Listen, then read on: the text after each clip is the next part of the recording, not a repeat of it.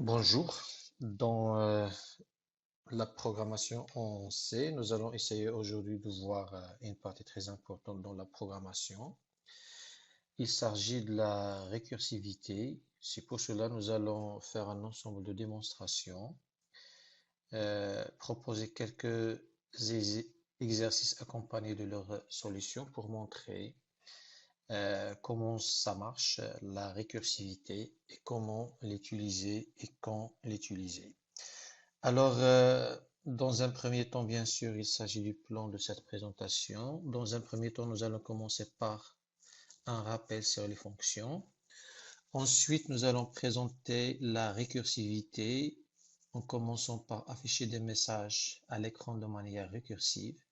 Ensuite, nous allons faire des démonstrations concernant l'affichage des un premier nombre de manière soit croissante ou bien décroissante.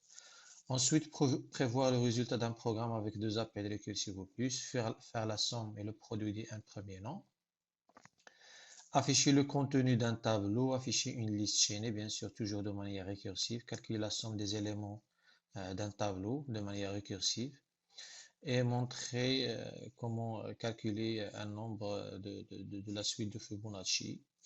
Et bien sûr, pour chaque fonction, c'est très important de montrer les étapes d'exécution, c'est-à-dire les traces suivi par un programme pendant son exécution et être capable d'exécuter pas à pas une fonction récursive. Donc, dans un premier temps, bien sûr, cette démonstration sera accompagnée en bas par un ensemble de liens vers des prérequis. Alors, la première chose, ça concerne les fonctions en général. Alors, une fonction, elle est chargée d'exécuter un traitement et peut avoir des paramètres. Bien sûr, une fonction peut faire appel à une autre fonction, comme le cas ici. Par exemple, la fonction principale, le main, elle fait appel à une fonction f et ensuite elle fait un traitement. Ce traitement-là, il est spécifique à la fonction main. Mais avant de passer à traitement 1, il faut que main termine f. Donc, je dois faire appel à f ici pendant l'exécution et f, bien sûr, pour le réaliser, il faut faire un traitement 2. Et ensuite, on fait un traitement de G. Une fois terminé G, on revient ici pour faire le traitement 3. Et ainsi de suite. Alors, si on souhaite tracer ce forme arborescent de ces appels-là, bien sûr, le main, il a deux appels. Il a le F, il a le traitement 1, comme vous voyez ici. Alors, pour faire, bien sûr, pour passer à traitement 1, il faut déjà terminer le F. Donc, c'est pour cela, on doit exécuter le F. Donc, le F contient trois blocs. Le traitement 2, l'appel à G et traitement 3. Pendant la réalisation ou bien l'exécution de F, on va faire le traitement 2. Ensuite, on doit terminer le traitement de G et revenir dans F pour faire le traitement 3. Et ainsi de suite. Ici, bien sûr, je dois exécuter G. G qui contient traitement 4, elle va le faire. Et elle doit terminer H pour qu'elle passe au traitement 5. Donc ici, bien sûr, traitement de H contient quoi? Contient un simple traitement 6. Donc ça, elle donne un ordre d'appel ou bien d'exécution. Donc j'exécute en premier lieu le F, je dois le terminer. Après, je dois terminer le traitement 2. Après, je dois faire appel à G parce que ici, c'est un appel à G, donc je dois le terminer. Donc, une fois j'ai appelé, je dois exécuter le traitement 4 et ensuite faire appel à H. Donc, je dois faire appel à traitement 6 qui est dans H. Et maintenant, H, il est terminé. Donc, je peux passer à traitement 5. Maintenant, le traitement de G est terminé. Je peux passer à traitement 3. Et maintenant, dans le main, puisque f est terminé, donc regardez le f ici, pour le terminer, il faut faire tous ces traitements-là. Donc maintenant, le f il est terminé, je peux tranquillement exécuter traitement 1. Alors ça, c'est un rappel concernant comment ça marche dans les fonctions classiques et non récursives. Ici, c'est un exemple, donc c'est pareil que l'autre exemple, mais ça, c'est un exemple concret. Donc ici, on a un appel dans F3, F3 il a un traitement plus un appel récursif, G il a un traitement plus un appel récursif plus un autre traitement, et ainsi de suite. Donc pareil que l'exemple de manière qui est posé de manière abstraite. Alors Maintenant, si on souhaite exécuter ça, on a l'arborescence suivant. Donc, le main, qu'est-ce qu'il va faire? Il va faire une déclaration, c'est un petit traitement. Donc, par la suite, il va faire un appel récursif. Donc, mais ne peut afficher 28 parce que le 28, c'est le résultat retourné par after one. Donc, je ne peux passer ici qu'après le calcul parce que n ici, printf n, donc c'est affiché n. Je ne peux connaître les résultats de n qu'après la fin de after1. Donc pour exécuter after1, j'ai les choses suivantes. Donc after1, le 3 en paramètres. En premier lieu, il y a un petit traitement. Donc de i égale à 1 à n, faire incrémenter ou bien faire ajouter i à chaque fois à s. Donc ici, ce bloc-là va donner lieu à s égale à 6. Donc par la suite, je vais faire S égale à GS. Donc il faut, ou bien je ne peux mettre dans S une valeur qu'après la fin de GS. Donc GS, qu'est-ce qu'elle va faire? C'est-à-dire G6. Ici, Gn égale à 6 fois 5. Bien sûr qui est égal à 30. Et ensuite, ce résultat-là, il sera stocké dans N. Donc, qu'est-ce qu'il y a dans N ici? Donc, dans G, bien sûr. Si vous avez remarqué, ici, il y a un 6. N égale à 6 fois 5. Donc, je vais faire appel à H30. Donc, le H30, qu'est-ce qu'il va faire tout simplement? Je reçois 30 et je fais retourner quoi? 30 moins 2. C'est-à-dire, je vais retourner 28. Donc, H30 égale à 28, il sera stocké dans N. Et ici, bien sûr, j'ai un return N dans G. Donc, qu'est-ce que je retourne? Je retourne 28. Et ici, j'ai retourné 28. Donc, le GS, il a retourné 28. Il sera stocké dans S. Et je retourne quoi ici encore? Je retourne 28. Et maintenant, le F3, il a retourné 28. Et c'est 28 que je vais afficher. Donc, c'est ça le résultat final. Si on fait l'ordre d'exécution, donc je vais faire cet ordre-là. Et vous voyez, normalement, avant ici, normalement dans le main, une fois retourné le résultat de S, dans le n, dans cette case mémoire, qu'est-ce que je vais stocker? Je vais stocker 28. Donc n égale f3. Le résultat de f3 est 28. Alors là, bien sûr, ici, c'est le dixième normalement appel. D'accord?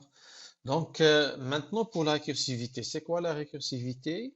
Donc ce n'est qu'une fonction, mais qui appelle elle-même. C'est-à-dire la fonction classique, elle est là. Il n'y a pas la fonction f. Elle appelle pas une f encore, parce que quand est-ce que je parle de fonction récursive? Si elle appelle elle-même. Donc, est-ce que f appelle elle-même? Non. Donc, il ne s'agit pas d'une fonction récursive. Par contre, g.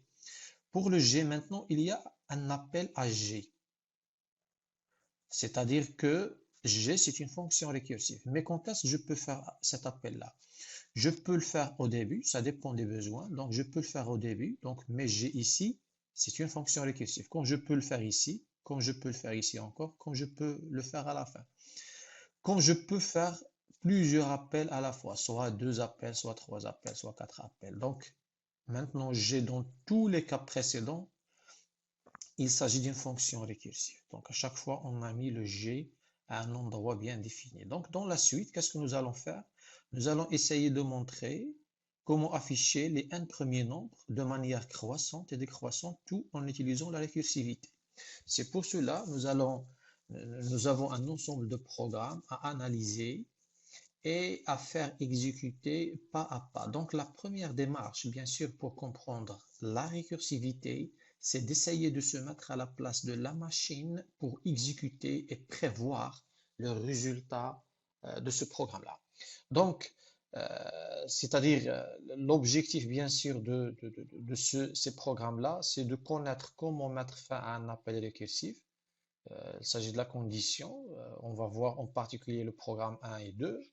Et ensuite, quand exécuter un traitement qui se trouve avant l'appel récursif, par exemple pour le cas de programme 3, nous avons un traitement, mais quand est-ce que je vais l'exécuter? Est-ce qu'au début ou bien à la fin? Et la même chose pour programme 4. Donc, quand exécuter un traitement qui se trouve après l'appel. Donc, il faut constater deux choses principales. Il y a un appel récursif, il y a un traitement.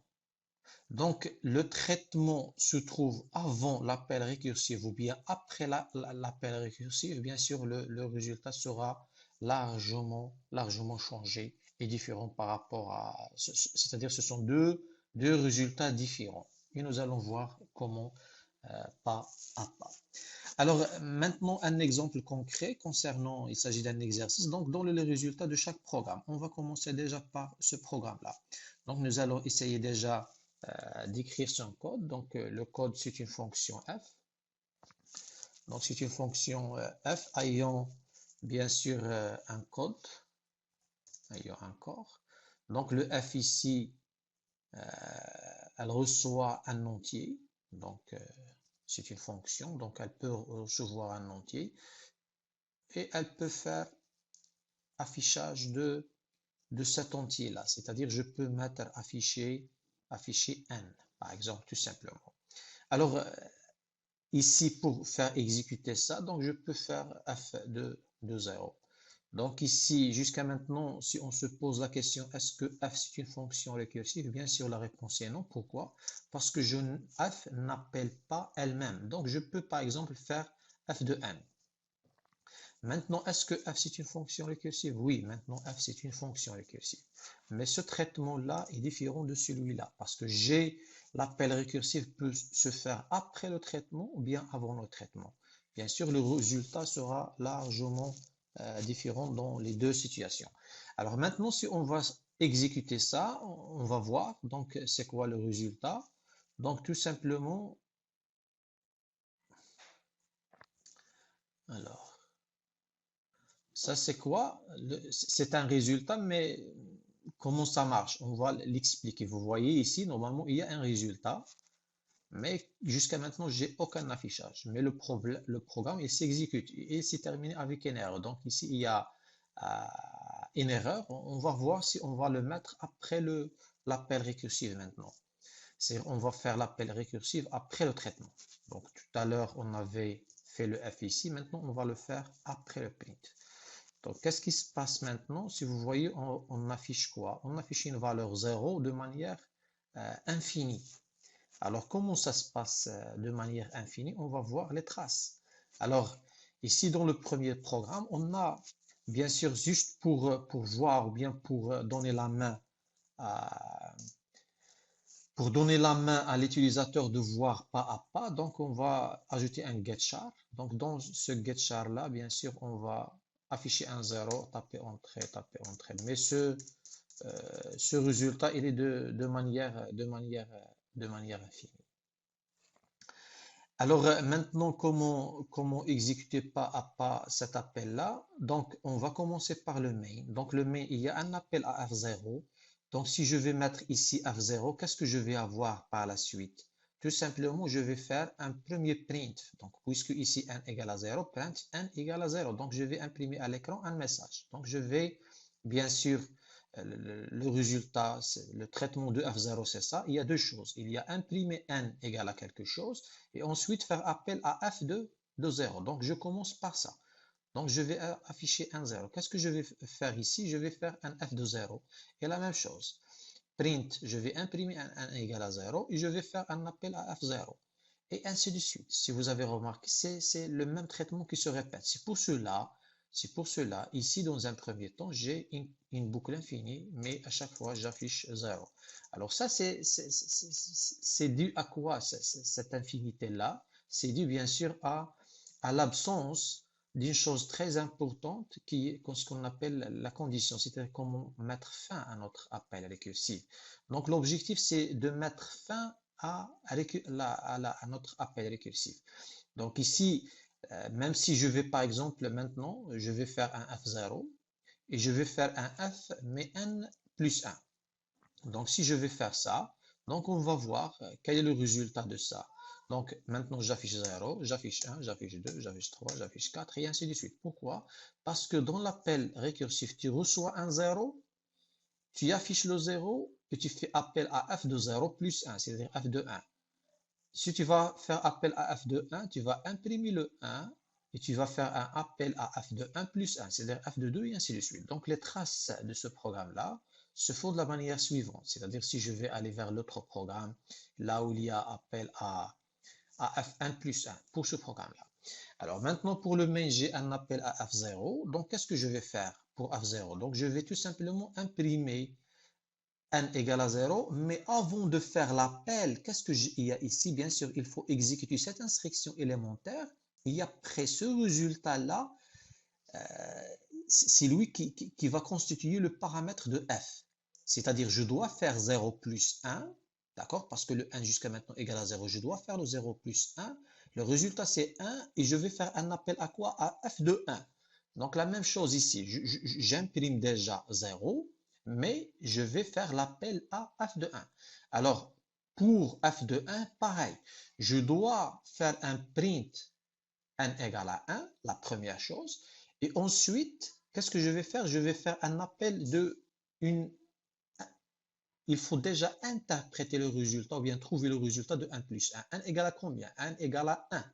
Donc, je vais faire ici 1 plus 1, c'est-à-dire 2. Donc, je vais faire appel à quoi? À f de 2. Donc, la même chose, jusqu'à imprimer de manière infinie le résultat. C'est-à-dire, si je vais exécuter ce programme-là, je vais faire 0, 1, 2, 3, 4, 5 jusqu'à l'infini. D'accord? Donc, ça, c'est un autre appel récursif. Donc, maintenant, nous avons constaté les deux premiers programmes. Qu'est-ce qu'ils font? Pour le premier, il incrémente pas n. Donc, il affiche à chaque fois 0, sans condition d'arrêt. Donc, puisqu'il n'y a pas arrêt, il y a un appel récursif non conditionné. Donc, c'est une infinité d'appels. Mais pour le deuxième, il y a incrémentation de n. Et aussi, puisque l'appel récursif n'est pas conditionné, donc il y a une boucle, c'est pas une boucle infinie, mais c'est un appel récursif infini. Donc, bien sûr, cette infinité, c'est dit à quoi? À cet appel récursif de manière non conditionnée. Donc, il faut conditionner l'appel récursif. C'est-à-dire, je ne peux faire un appel récursif s'il y a une condition. Par exemple, pour ce cas-là, pour le troisième, bien sûr, ce sont l'ordre d'exécution des instructions. Mais pour ce cas-là, qu'est-ce que nous avons ajouté? Nous avons ajouté une petite condition. Donc, cette condition, bien sûr, elle va mettre fin à notre appel récursif.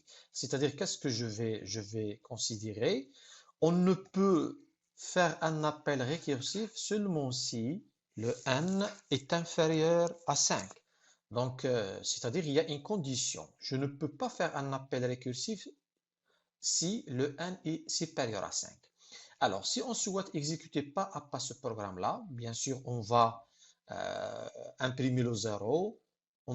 Est-ce que le 0 est inférieur à 5? Oui. Donc, je vais faire un appel à f de 1 et ainsi de suite, jusqu'à avoir la dernière chose qui est 5. Donc, pourquoi 5? Pourquoi on a imprimé ici 5? Donc, nous allons voir les traces de ce programme. Alors, pour voir les traces, bien sûr, il y a le main, il y a un appel de f0. Pour le f0, qu'est-ce que je vais faire? Donc, ici, il y a un 0. Il y a un premier print n égale à 0. Et je vais poser la question, est-ce que 0 est inférieur à 5? Oui. Donc, je vais faire ce traitement-là. Voilà. Donc, pour f0, j'ai ces trois choses. Print n égale à 0. Ensuite, est-ce que 0 est inférieur à 5? Oui. Donc, je vais faire cette instruction-là qui est 0 plus 1 et ensuite faire l'appel de f de 1. Parce que maintenant, ici, le n plus 1, c'est quoi exactement? C'est n égale à 1 plus 1. Mais ici, il y a deux manières d'incrémenter le n, soit plus 1 ou bien 1 plus. C'est-à-dire ici, qu'est-ce que je vais faire? Je vais incrémenter puis utiliser. Donc ça, c'est très important. Nous allons voir la différence entre f plus n et fn plus et nous allons voir que le résultat sera largement différent. Donc ces deux traitements-là, c'est-à-dire l'incrémentation et l'appel, ici, il y a deux choses. Il y a à la fois l'incrémentation et l'appel. Elles sont conditionnées par quand est-ce que je peux exécuter ça? Seulement si le n est inférieur à 5. Maintenant, pour le n égale à 0, pour f0, ça, il n'y a pas de condition. Je vais l'imprimer. D'accord? Voilà, donc j'imprime n égale à 0. Ce qui est ici. Par contre, maintenant, il faut se poser la question, est-ce que 0 est inférieur à 5? Oui. Donc, je vais faire l'incrémentation et ensuite faire l'appel de f de 1. Donc, je vais faire l'appel de f de 1. La première chose, c'est non conditionné. Il y a un print n égale à 1. Donc, je vais faire n égale à 1. Et bien sûr, est-ce que 1 est inférieur à 5? Je vais faire un appel à f de 2. Donc, f de 2. Et voilà. Donc, jusqu'à la dernière chose, le dernier appel qui est f de 4. Donc, je vais imprimer le 4. Il n'y a pas de condition. Il n'y a pas de condition. Et je vais dire, est-ce que 4 est inférieur à 5? Oui, je vais encore faire appel à f de 5, ce qui est ici. Donc, maintenant, pour f de 5, qu'est-ce que je vais faire? Je vais imprimer parce qu'il n'y a pas de condition. Et bien sûr, je vais dire, est-ce que 5 est inférieur à 5? Non. Donc, je ne vais pas faire l'incrémentation et je ne vais pas encore faire l'appel récursif. C'est-à-dire, le programme, l'exécution est terminée ici. Pour l'ordre, bien sûr, ici, je dois bien sûr imprimer parce que ça, c'est en premier. Alors, bien sûr, l'ordre des appels, c'est le suivant. Donc, ça, c'est l'ordre des appels des différentes instructions. D'accord? Ça, c'est important aussi à connaître. Alors maintenant, je reviens ici pour ce traitement-là et on va l'exécuter pas à pas. Donc, pour voir, donc nous avons déjà affiché le résultat qui est 5. Mais ça, c'est quoi? Comment interpréter cette instruction-là? C'est-à-dire, ou bien on avait fait plus plus n, plus plus n. Donc, c'est quoi ça? C'est-à-dire incrémenter, puis utiliser. Puis utiliser quoi? Le résultat de l'incrémentation. C'est-à-dire, si n égale à 0, je vais l'incrémenter, c'est-à-dire mettre dans n1, et par la suite, utiliser f de 1. C'est ça. Donc, incrémenter puis utiliser. Donc, le résultat, c'était ça, normalement. Donc, c'est la même chose. Donc, j'ai imprimé, et ainsi de suite. Vous voyez. Par contre, si je vais maintenant inverser, si je vais mettre 1 plus plus, qu'est-ce que ça veut dire ça? Quel est le résultat de ce traitement-là? Alors, si vous allez exactement traduire cette phrase, c'est quoi ici la phrase? C'est utiliser, puis incrémenter. Donc, c'est ça sa signification normalement. Alors, utiliser, c'est-à-dire j'ai passé 0, je vais utiliser F0. Je dois faire l'appel. Et une fois l'exécution de F0 se termine, j'incrémente. Mais en premier lieu, c'est exécuter F0. D'accord? J'ai reçu F0, j'imprime 0 et je vais dire est-ce que 0 est inférieur à 5? Je vais faire appel à F0 encore. Et une fois terminé le F0, je reviens pour incrémenter. Mais je fais un appel encore de F0. Qu'est-ce que je vais faire? Je vais imprimer le 0. Je vais dire est-ce que 0 est inférieur à 5, mais je vais faire un autre appel à F0. Parce que le n toujours vaut 0. Et une fois, est-ce que ce F0 il est terminé? Il est toujours un premier appel. Il est toujours en exécution. Il attend quoi? Il attend la fin. Il attend la fin de cet appel-là. Donc, encore ici, qu'est-ce qu'on doit faire? J'ai un F0. Donc, je vais imprimer encore 0. Je vais dire, est-ce que 0 est inférieur à 5? Je vais faire un appel à F0.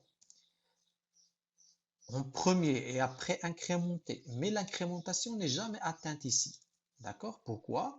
Parce que cet appel, il va rester en exécution jusqu'à l'exécution de à son tour, il va faire appel à F0, qui va rester lui aussi en exécution et ainsi de suite. Donc, si on va exécuter ce programme-là, c'est quoi le résultat obtenu? Bien sûr, c'est un affichage de F0 de manière infinie. Et ici, pour chaque pas, nous sommes dans une fonction f. Donc, le f ici, il y a combien d'exécutions de f? La première exécution, la deuxième exécution, la troisième exécution, et ainsi de suite. Donc, mais chaque exécution, elle attend la fin de l'exécution précédente. C'est-à-dire, l'exécution de f ici, elle doit attendre la fin de celle-là. L'exécution de f ici, elle doit attendre la fin de celle-là, et ainsi de suite. Donc, toutes ces fonctions-là sont en exécution. Et pour voir de près ces choses-là, il faut déjà connaître que dans chaque fonction, il y a une chose très importante. Dans chaque fonction, il y a une déclaration ici de n, même s'il s'agit d'un paramètre. Dans chaque fonction, il y a une adresse spécifique. Donc, si on va faire, par exemple, ici, en plus de la valeur, on peut imprimer aussi l'adresse. Donc, à chaque fois, parce que j'ai dit, à chaque fois, il y a une exécution de f. À chaque appel de f, il y a une nouvelle fonction, même si elle s'appelle f, elle a son propre bloc d'exécution, ses propres adresses pour ses paramètres et des variables locales. Donc, si on va, bien sûr, imprimer l'adresse, non, j'ai oublié une petite chose ici, il faut juste pour imprimer l'adresse, donc je dois mettre un pourcentage P. Alors ici, vous voyez maintenant pour le premier appel, il y a un 0 et une adresse. Le deuxième appel, il y a un 0 et une autre adresse. Vous voyez ici, c'est différent. Le troisième appel, il y a un 0 et un troisième appel, et ainsi de suite. Vous voyez, à chaque fois, il y a une adresse de n pour dire que à chaque fois, j'ai un f qui est en exécution. Donc ça, c'est très important. Il faut savoir faire ces petites choses pour comprendre de quoi comment ça marche en derrière. Maintenant, bien sûr, je vais afficher seulement 5 fois. Pourquoi? Parce que j'ai incrémenté et après j'ai utilisé. À ce moment-là, je suis sûr que je vais appeler pour F0, je vais faire un appel de F de 1. Pour F de 1, je vais faire un appel à F de 2. Pour F de 2, jusqu'à F de 4. Pour F de 4, je vais faire un appel F de 5. Pour F de 5, j'imprime, je teste. Est-ce que 5 est inférieur à 5? Non, donc je ne vais pas faire un appel récursif et c'est bon, le résultat sera 0, 1, 2, 4, 0, 1, 2, 3, 4, 5 et il s'arrête. Alors maintenant, c'est-à-dire ici, c'est juste, je vais vous montrer un autre schéma pour plus de détails. Donc, concernant c'est la même exécution, sauf ici pour avoir un peu plus d'espace, j'ai mis seulement inférieur à 4. Donc, si, bien sûr, l'exécution toujours commence par le main. Donc, j'ai un appel dans le main, je vais faire appel F0, donc je vais exécuter F0. Donc, pour exécuter F0, qu'est-ce que j'ai? J'ai déjà print n égale à 0. Je vais poser la question, est-ce que 0 est inférieur à 4? Oui. Je vais mettre n égale à 0 plus 1. Donc, ici, déjà, pendant l'appel, j'ai une déclaration ici, même s'il s'agit d'un paramètre. Donc, j'ai une zone mémoire qui concerne F0 et qui a une zone mémoire pour n dans laquelle il y a 0. Et ce n-là, bien sûr, après l'impression ici de n égale à 0, qu'est-ce que je vais mettre dans cette zone mémoire? Je vais mettre la valeur 1. D'accord? Et qu'est-ce que je vais faire appel? Je vais faire appel à f de n. Le n contient quoi? Contient 1. Donc, qu'est-ce que je vais mettre maintenant? C'est un appel à une fonction. Donc, je vais exécuter ici f de 1. Alors, maintenant, il y a la même chose. Je vais imprimer 1, je vais incrémenter cette zone mémoire et je vais faire un appel à f de 2. Vous voyez? Donc, c'est ça, c'est une autre manière de voir. Jusqu'à maintenant, j'ai combien? J'ai un appel de f de 4. Donc, je dois exécuter f de 4.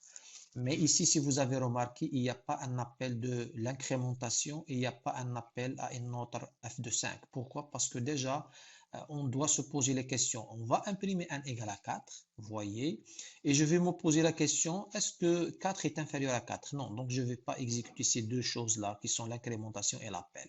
Donc le programme se termine ici, et bien sûr avec ce schéma-là d'exécution. Alors ça, c'est une autre manière de représenter graphiquement la traçabilité de l'exécution de notre programme. Alors, bien sûr, maintenant, on va faire, si vous avez remarqué ici, on a juste changé le traitement comme j'avais dit au début. Il y a le traitement soit avant l'appel récursif ou bien après l'appel récursif. Maintenant, je l'ai fait après l'appel récursif. Donc, nous allons voir comment ça se passe l'exécution. Alors, dans le main, j'ai appel à F0. Dans F0, j'ai quoi à réaliser? Est-ce que 0 est inférieur à 5? Oui. Donc, je vais faire l'incrémentation en premier lieu. Je vais faire l'appel f de 1 et je vais faire un print. Ça, c'est en dernier lieu. Mais ce print-là se trouve après f de 1. Donc, il y a deux choses. Il y a l'incrémentation qui se fait avant l'appel et il y a l'impression, bien l'affichage à l'écran qui se fait après l'appel récursif. Bien sûr, je ne peux imprimer qu'après terminer f de 1. Donc, Je vais rien maintenant imprimer dans l'écran. Qu'est-ce que je vais faire? Mais quand est-ce que je peux imprimer? Une fois le F1 termine son exécution. Donc, je dois faire appel à f de 1. Donc, la même chose. Pour f de 1, je vais faire, est-ce que 1 est inférieur à 5? Oui. Donc, je vais faire l'incrémentation et je vais faire l'appel à f de 2. Mais quand est-ce que je peux exécuter print égale à 1 égale à 2? Une fois le f2 est terminé. Donc, vous voyez que déjà, le f1, il est toujours en exécution. C'est une fonction, si vous voulez, elle est toujours en exécution. Elle n'a pas terminé son traitement et elle va attendre le f2. C'est-à-dire, elle va attendre tout ça pour qu'il termine. C'est-à-dire, il va avoir fin, ce traitement-là, et après, une fois finir ce traitement-là, c'est-à-dire, j'ai fini f1, et à ce moment-là, je peux imprimer print n égale à 1. Maintenant, la même chose pour f2. Donc, je dois faire un appel. Donc, est-ce que 2 est inférieur à 5? Oui. Donc, je vais faire l'incrémentation pour avoir 3. Et ensuite, faire un appel à f3. Et après, si je termine f3, je fais appel à print n3. Alors, f3, maintenant, ce traitement-là qui est print égal à 3, il attend la fin de ça. Et ce traitement-là, elle attend la fin de ce traitement, c'est-à-dire elle attend tout ça pour qu'il se termine. Et la même chose pour imprimer ça, j'attends la fin de ce traitement-là. Et maintenant, nous sommes bloqués ici. Et encore, nous sommes bloqués là. Le F3, pareil, il va faire appel à ça de F de 4. Donc, quand est-ce que je peux imprimer n égale à 4? Une fois terminé F de 4. Et maintenant, je vais faire F de 4. Je vais faire l'incrémentation et je vais faire un appel f de 5. Quand est-ce que je peux imprimer n égale à 5? Une fois terminé f de 5. Maintenant, j'ai un appel à f de 5. D'accord? Je vais faire l'appel. F de 5, est-ce que 5 est inférieur à 5? Non, bien sûr. Donc, je ne vais pas faire exécuter cette insélection-là. C'est-à-dire, je ne vais pas faire l'incrémentation, comme je ne vais pas faire l'appel. Donc, je passe directement ici, parce que j'ai reçu f de 5. Est-ce que 5 est inférieur à 5? Non. Donc, je passe ici. Qu'est-ce que je vais faire maintenant? Je vais imprimer n égale à 5, parce que c'est son tour. Maintenant, je suis ici. C'est-à-dire, je vais imprimer n égale à 5. Maintenant, puisque ce bloc est terminé, c'est-à-dire f de 5, il a déjà terminé son traitement. Donc, je peux passer à cette instruction-là. Qu'est-ce qu'il y a ici? Il y a un autre n, print n égale à 5. Donc, je vais l'exécuter. C'est-à-dire, puisque j'ai exécuté ça, c'est-à-dire toute cette partie-là, elle est terminée.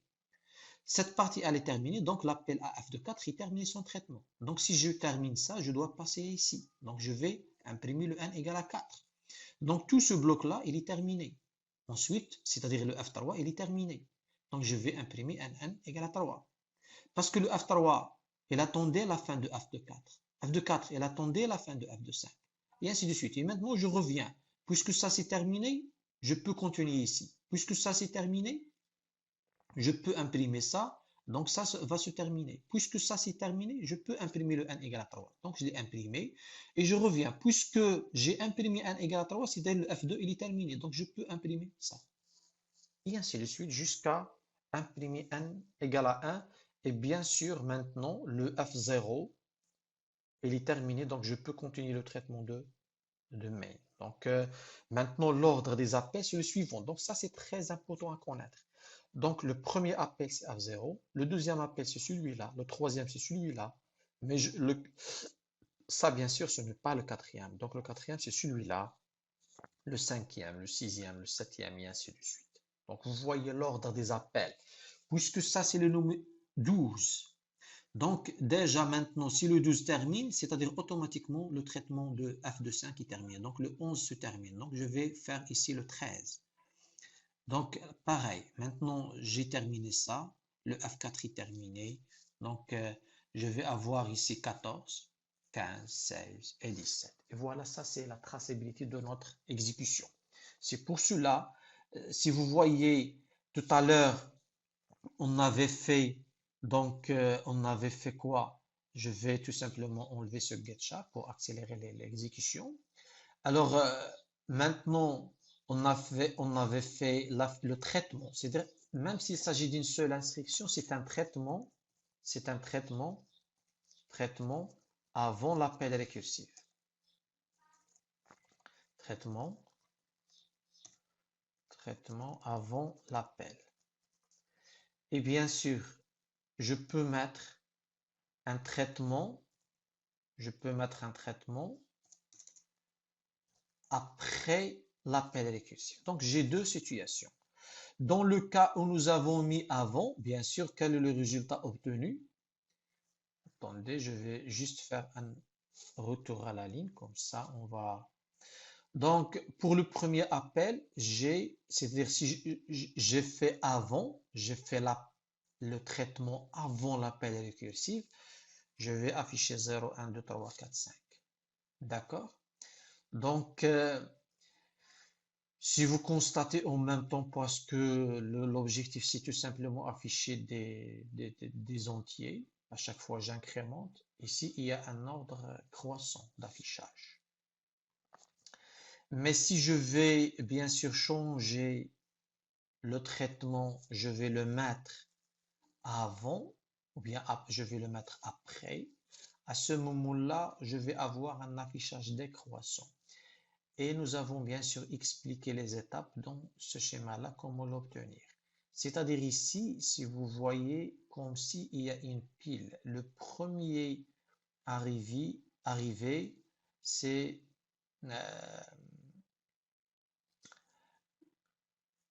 oui, le premier arrivé, c'est le dernier servi.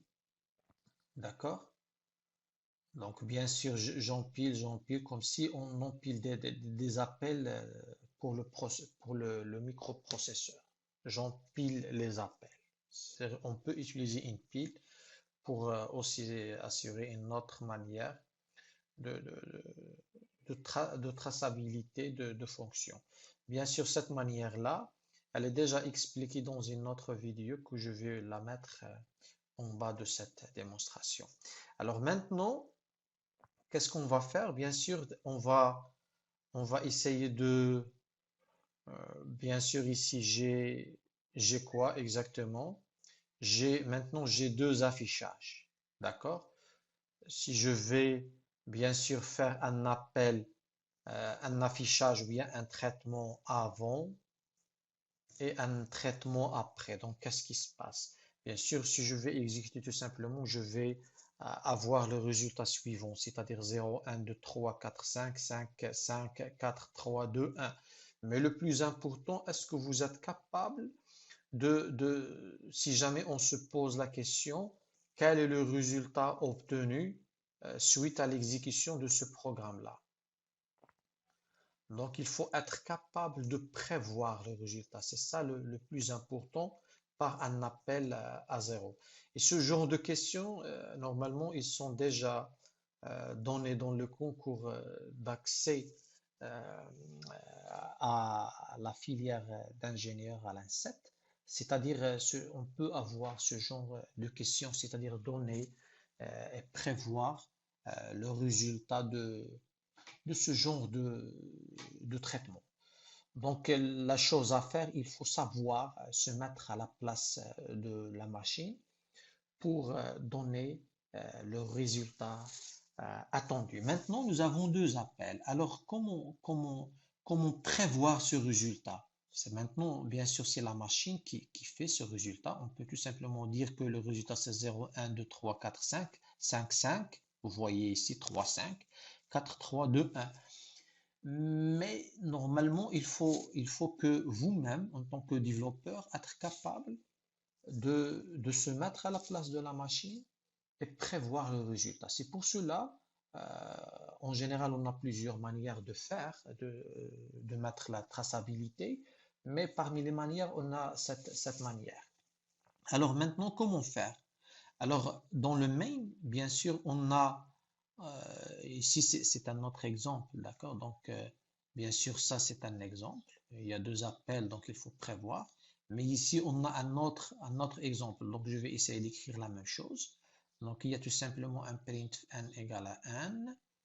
Ici, la condition, je vais mettre n Bien sûr, je vais effacer ça pour ne pas, j'ai pas besoin maintenant d'afficher l'adresse. Voilà, donc ici, je pense, j'ai un moins, d'accord.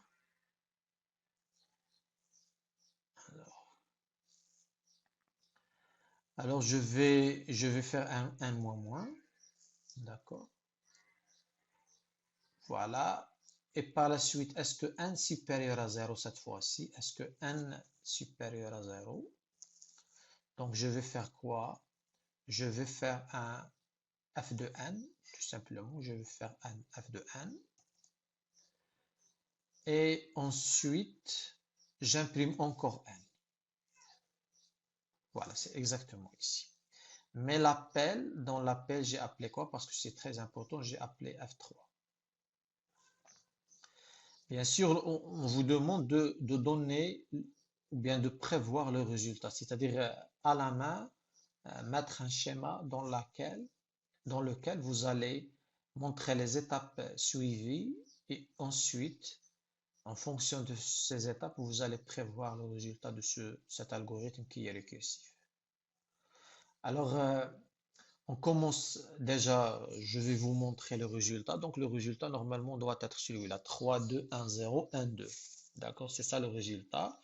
Mais on doit montrer quelles sont les étapes suivies. Donc, si on va tenir un bout de papier et un stylo, on doit dire la première chose, c'est F3.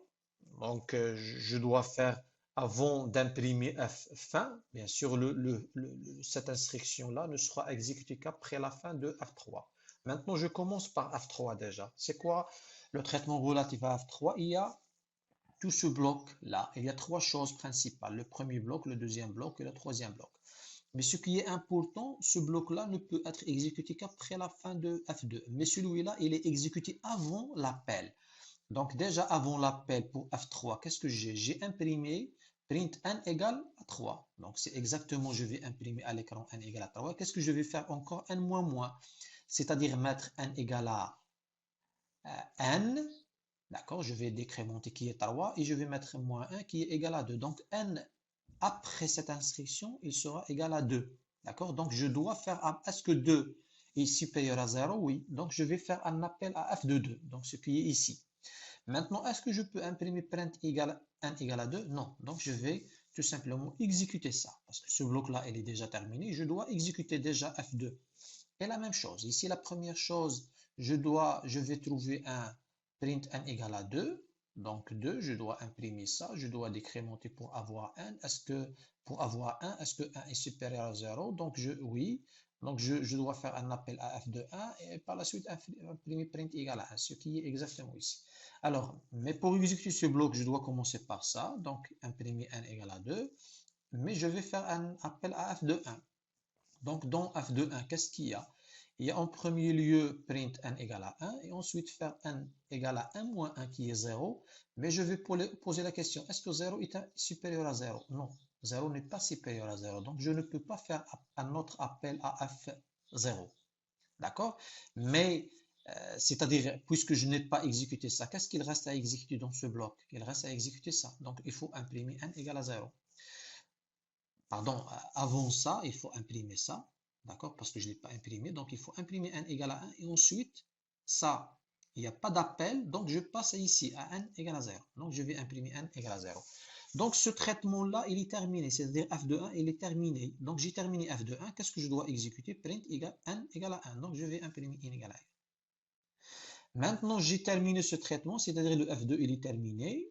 Donc, qu'est-ce que je peux faire? Je peux imprimer print n égale à 2.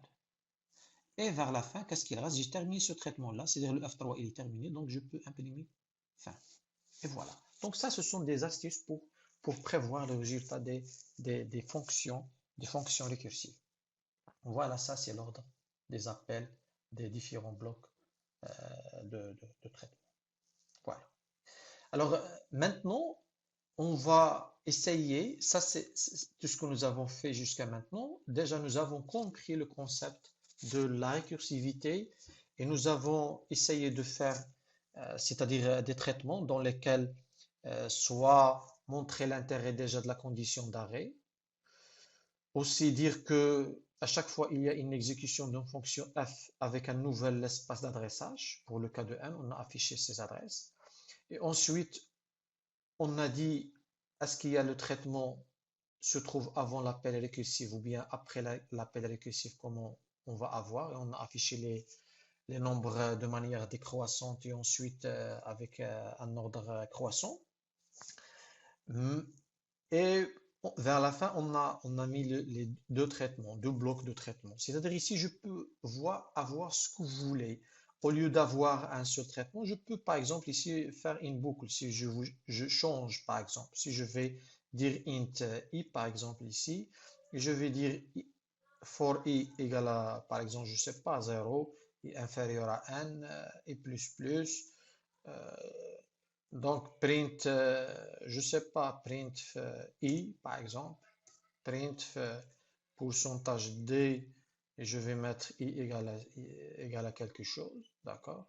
Et je vais mettre ici i. Donc, pour moi, tout ça, c'est un bloc qui se trouve avant l'appel récursif. Donc, je pense que ce bloc-là, il est avant l'appel récursif. Je peux même faire appel à autre fonction, c'est-à-dire au lieu de cette boucle-là, je peux faire un autre traitement, par exemple H, qui fait un traitement. Donc, il faut être capable de se mettre à la place de la machine pour prévoir ce genre de choses. Si vous avez besoin d'exercices dans ce sens-là, je peux aussi vous envoyer des exercices et aussi probablement euh, proposer des solutions à ces exercices. Alors, maintenant, nous avons vu comment faire appel à un traitement avant, l'appel récursif et un traitement après, et en assurant les deux traitements avant et après à la fois. Maintenant, si la question qui se pose, si j'ai deux appels récursifs, comme ce cas ici, c'est-à-dire le résultat avec deux appels récursifs ou bien même plus. Donc, nous allons voir déjà deux appels récursifs et par la suite, probablement, vous pouvez vous-même s'entraîner à plus que deux appels récursifs. Alors maintenant, alors essayez déjà de poser la vidéo et déjà, même si vous n'allez pas trouver le bon résultat, mais quand même, à chaque fois, il faut essayer, même si vous allez faire des erreurs de prédiction de résultats, c'est bien. Donc, pour voir quelles sont les choses à éviter. Donc, je vous demande comment faire pour prévoir le résultat de ce programme en utilisant les mêmes techniques, c'est-à-dire de traçabilité que nous avons utilisées jusqu'à maintenant. Alors, pour n inférieur à 3, si vous avez remarqué aussi, tout le bloc il est conditionné. D'accord? Donc, ça change largement si je vais mettre quelque chose ici, bien sûr, en dehors de la condition. Mais maintenant, j'ai ce traitement-là, alors comment faire? Déjà, j'ai appel à F0 et comme nous l'avons dit, je commence par appeler F0. Donc, si je vais faire appel à F0, combien de traitements je vais avoir? Est-ce que 0 est inférieur à 3? Oui, donc je vais faire un appel à f de 1 après incrémentation. Je vais faire appel à n égale à 1 et je vais faire appel à f de 2. Donc, exactement ce qui est ici. Donc, j'ai incrémenté, j'ai fait appel à f1, j'ai print n égale à 1, j'ai incrémenté et j'ai fait un autre appel. Maintenant, qu'est-ce que je vais afficher à l'écran? Quelles sont les instructions qui sont déjà réalisées avant l'appel récursif? Tout simplement, c'est cette instruction-là qui se trouve ici, d'accord, dans ce premier appel. C'est-à-dire, j'ai incrémenté n pour avoir 1 et je vais faire un appel à f de 1 parce que ici j'ai dit comme s'il y a deux choses à faire, l'incrémentation et l'appel. L'incrémentation et l'appel. Et après ça, j'ai ça. Mais quand est-ce que j'imprime? Est-ce que j'imprime maintenant? Non, je ne peux imprimer qu'après la fin de f de 1. Donc c'est surtout ça ce qu'il faut comprendre. Alors, bien sûr, si je vais écrire ce programme-là, donc tout simplement, il y a n sup inférieur à 3. Voilà, donc, est-ce que n est inférieur à 3? Il y a bien sûr une impression. Voilà, il y a une impression. Non, il y a f de moins 1, je pense. Ou bien plus 1, non? C'est différent. Donc plus 1, plus 1. Et bien sûr, je vais imprimer. Et ensuite, je vais faire ça. Donc c'est exactement ce que nous avons ici. Et bien sûr, pour l'appel, qu'est-ce que j'ai? J'ai f de 0. Bien sûr, si je vais exécuter ce programme-là, déjà, il faut se poser la question, est-ce qu'il va avoir fin? Est-ce que ce traitement-là, est-ce que c'est pas une boucle infinie? Non. Pourquoi? Parce que déjà, j'incrémente à chaque fois le 1. Donc, si j'affiche le résultat, je vais avoir 3, 2, 1, 3. Et ici, un résultat un peu, de toute façon, ça c'est différent de 0. Attendez. Alors, f de 0. Oui, en fait, ça, normalement, c'est pas une erreur. D'accord? Il n'y a aucune erreur dans mon traitement. Et je comprends pas pourquoi ici il y a un affichage qui est différent de 0. Et normalement, la valeur n'est pas négative, donc il n'y a pas une erreur. Mais comment avoir ce résultat? Donc on va essayer d'exécuter pas à pas notre traitement. Donc jusqu'à maintenant, nous avons dit pour F0, j'ai ça. Je ne peux rien imprimer qu'après la fin de l'exécution de f de 1. Donc maintenant, je vais faire f de 1. Pour f de 1, est-ce que 1 est inférieur à 3? Oui, donc je vais incrémenter. Je vais faire un appel à f de 2. Je peux mettre print n égale à 2. J'incrémente le n et je fais appel à f3. Mais ici, est-ce que je peux imprimer encore quelque chose à l'écran? Non, bien sûr, il faut attendre la fin de f de 2. Maintenant, pour f de 2, pareil, j'ai ces choses-là. Mais je ne peux imprimer n égale à 3 qu'après la fin de f3. Mais f3, est-ce que je vais faire quelque chose? f3, est-ce que 3 est inférieur à 3? Non. Donc, je ne vais rien faire, comme si j'ai terminé l'exécution de F3. Il y a l'appel, mais elle ne va rien faire, aucun traitement. Donc, F3 est terminé. Maintenant, je peux imprimer n égale à 3. D'accord? Et puisque j'ai imprimé n égale à 3, je vais faire ça. D'accord? Donc, je suis ici. Et je vais faire l'appel à f de 4. L'appel de f de 4 sera fait, mais est-ce que 4 est inférieur à 3? Non. Donc, je ne vais rien faire pour f de 4. Maintenant, j'ai terminé quoi? Ce traitement est relatif à f2. J'ai terminé le traitement de f2. Maintenant, je peux faire un print n égale à 2. Voilà. Et maintenant, je suis où? Je suis ici. Je vais faire un appel à f de 3. f3, il n'y a aucun traitement. Pourquoi? Parce que 3 n'est pas inférieur à 3. Il y a l'appel, mais il n'y a aucune exécution. Maintenant, je suis où? Parce que j'ai terminé ça. Je suis ici. Parce que j'ai terminé ça, donc j'ai terminé f de 1, donc je vais imprimer n égale à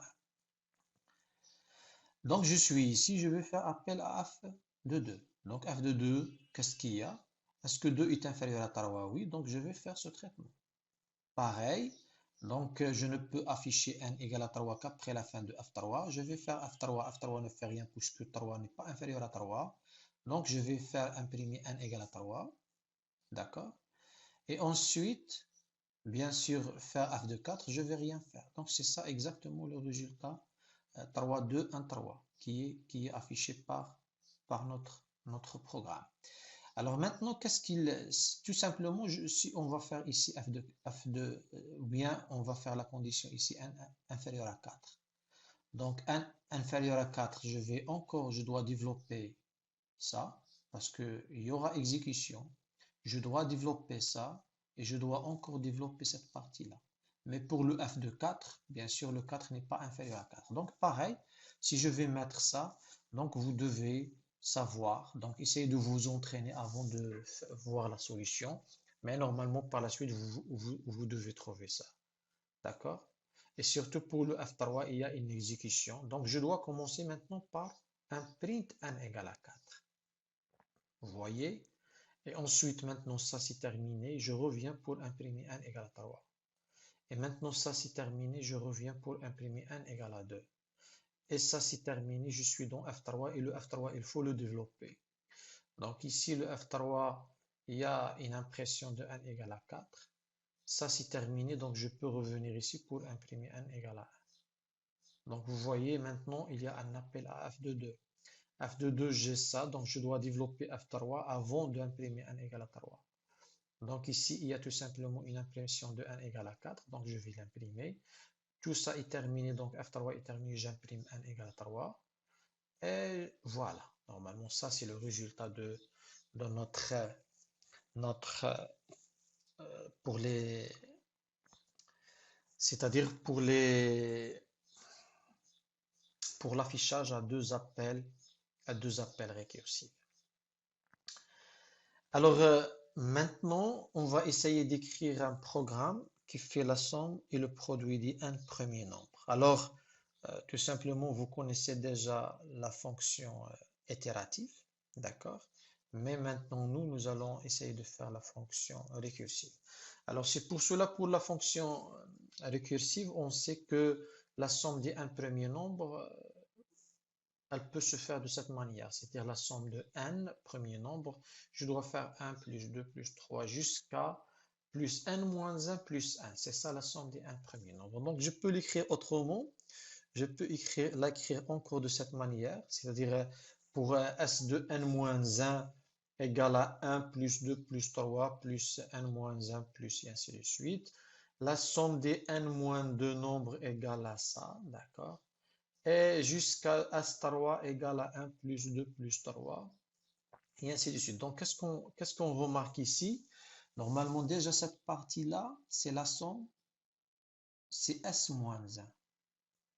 Et cette partie-là, c'est S moins 2. C'est-à-dire, S de n égale S de n moins 1 plus n. Sn-2 égale plutôt Sn-1 égale à Sn-2 plus n-1 et ainsi de suite jusqu'à S3. Donc S3 égale à quoi? Égale à S de 2 plus 3. Vous voyez 3 qui est ici. Et S de 2 égale à S de 1 plus 2. D'accord? Et S de 1, bien sûr, n égale à 1. Alors maintenant, on peut avoir cette forme-là. Vous voyez, donc c'est la somme des n-1 nombres. Donc c'est Sn-1 et ainsi de suite. Donc je peux finalement constater que S de n en général égale à n plus n moins 1 jusqu'à S1 égale à 1. Donc on peut se baser sur cette formule. Sinon on peut avoir une autre représentation mathématique en utilisant les suites numériques. Donc on peut avoir ça.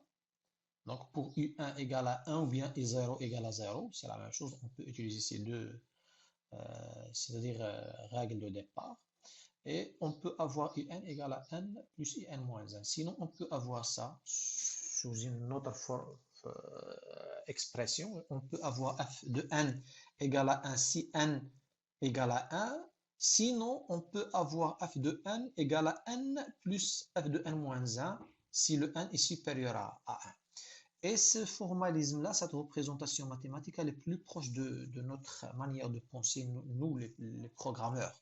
Donc tout simplement, je vais traduire ça. Donc pour calculer de manière récursive les n premiers nombres. Alors pour faire ceci, donc je peux mettre tout simplement une fonction récursive. Donc je peux mettre un int, d'accord? Un int somme. Et je peux mettre un 1 ici, d'accord? Donc, alors, je peux mettre par exemple un appel de F5, c'est-à-dire les 5 premiers nombres. Ou bien je peux commencer par 1, d'accord? Alors, qu'est-ce que je vais mettre ici? If n égale à 1, c'est-à-dire faire un return 1, d'accord? Else, c'est-à-dire sinon, ou bien je peux mettre if n supérieur à 1. Donc, qu'est-ce que je vais avoir selon cette représentation? c'est égal à n plus fn moins 1. C'est-à-dire, je vais mettre, tout simplement, je vais retourner quoi? Je vais retourner n plus somme de n moins 1. D'accord? N moins 1. Voilà, donc, et on va voir la traçabilité. Donc, pour f de 1 déjà, pour f de 1, donc je vais trouver f de 1 égale tout simplement return 1 et je sors. D'accord? Donc, je vais tout simplement, si je vais faire un printf ici, printf la somme, bien sûr, je peux faire ça, je peux faire ça, et je peux faire ici ça. Donc, je vais tout simplement afficher 1 dans ce cas-là. Bien sûr, il faut mettre fin à cette exécution. Et je vais imprimer print. Non, c'est pas F, c'est ça. Voilà. Vous voyez, c'est 1. Si je vais mettre 2, je vais avoir 3. D'accord, comme résultat, c'est-à-dire 2 plus 1. Si je vais avoir 5, bien sûr, je dois avoir la somme des 5 premiers. Mais le plus important, comment ça marche normalement, cette exécution-là. Alors, déjà pour cette partie, donc c'est presque là, ce que nous avons fait. Donc, pareil, il faut savoir tracer l'exécution. Donc, déjà dans le main, j'ai appel à quoi? De print somme égale. Mais je ne peux imprimer ce résultat qu'après trouver le résultat déjà de somme 4. Et après, j'imprime. Donc, somme 4, j'ai somme 4. Donc, ici, dans somme 4, qu'est-ce que je vais faire? Est-ce que 4 égale à 1? Non. Donc, qu'est-ce que je vais retourner? Je vais retourner 4 plus somme 3. Donc, est-ce que je peux calculer? Est-ce que je peux faire ce calcul? Est-ce que je peux retourner ce résultat-là? Non, je ne peux pas le retourner parce qu'ici, il y a un appel. Donc, je ne peux retourner cette partie-là qu'après l'exécution de somme 3. Donc, pour somme 3, c'est pareil. Somme 3, est-ce que 3 égale à 1? Non. Qu'est-ce que je vais faire? Retourne 3 plus somme 2. Est-ce que je peux retourner quelque chose ici? Non. Je ne peux retourner rien qu'après la réalisation de somme 2. Donc, somme 2 égale à 2 plus somme 1. Et je vais faire somme 1. Est-ce que je peux retourner quelque chose? Non. Bien sûr, il faut exécuter somme 1. Somme 1. Et je vais faire, est-ce que 1 égale à 1? Oui, je dois retourner 1. Donc ici, je vais tout simplement retourner 1. Est-ce que je suis capable de retourner ce résultat? Oui, parce qu'il n'y a pas un appel récursif. Donc, la somme 1 égale à combien? Égale à 1. Donc, maintenant, je peux faire le calcul ici. Je peux faire, parce que ça, c'est terminé. Donc, le résultat de cette partie, il sera stocké dans ici, dans cette partie. Donc, je vais avoir ici 2 plus 1. C'est je vais retourner 2 plus 1, c'est-à-dire je vais retourner 3. Donc, la première chose, j'ai retourné 1. D'ici à ici, pour somme 2, j'ai retourné 3. Et donc ici, je peux faire le calcul. Donc ici, somme 2 égale à 3. Donc, qu'est-ce que je vais retourner pour cette fonction? Je vais retourner 6. Voilà. Donc, somme 3 égale à 6. Donc, qu'est-ce que je vais avoir ici? Donc, je peux retourner 4 plus 6 qui est égal à 10. Donc, je vais remonter quoi ici? Pour somme 4, je vais remonter 10. Et voilà, je peux imprimer maintenant le somme 4 égale à combien? Égale à 10. Donc, je peux imprimer 10. Pourquoi? Parce que ici, j'ai l'appel de 4. Si je vais maintenant faire l'appel de 4, pour l'exécution, tout simplement, je vais avoir un 10 comme montré ici dans l'exécution et on a fait les traces nécessaires. Maintenant, pareil, vous pouvez calculer le n factoriel qui est le produit de un premier nombre. Alors bien sûr, après avoir fait l'ensemble de ces concepts-là, dans la suite, nous allons essayer de faire euh, les techniques nécessaires pour afficher le contenu d'un tableau de manière récursive. Ensuite, afficher de manière récursive le contenu d'une liste chaînée. Et ensuite, calculer la somme des éléments d'un tableau ou bien d'une liste chaînée, c'est pareil. Et ensuite, montrer comment ça se passe, le calcul dans la suite de Fibonacci de manière récursive. Et aussi, ici, on va introduire le concept de complexité pour voir que surtout que la récursivité n'est pas toujours fiable, surtout en termes de ressources mémoire. Et nous allons montrer ça surtout avec cette suite de Fibonacci parce que nous allons présenter deux versions, la version itérative et les versions récursives et faire la différence entre les deux en termes de ressources mémoire. Donc l'ensemble de ces présentations-là, bien sûr, ils se trouvent en bas de cette vidéo sous forme de lien de manière progressive.